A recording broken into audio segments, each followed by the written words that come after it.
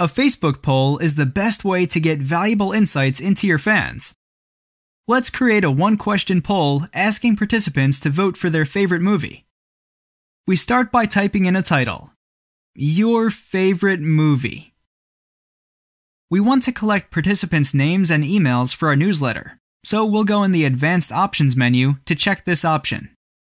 Let's also make the results public so participants can see how others voted. Good!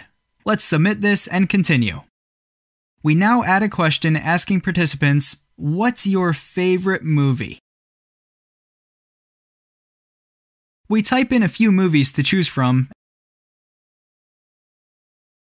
and upload pictures. Great! Let's continue and preview what we've done so far.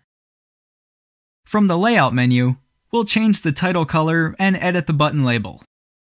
Now let's answer the poll to make sure it works as expected. Awesome! Let's continue to the last step and publish our poll. We'll start by customizing the timeline post with a more specific image.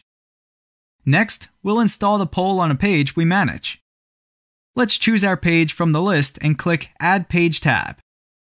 We see that the poll was successfully installed in a tab on our page.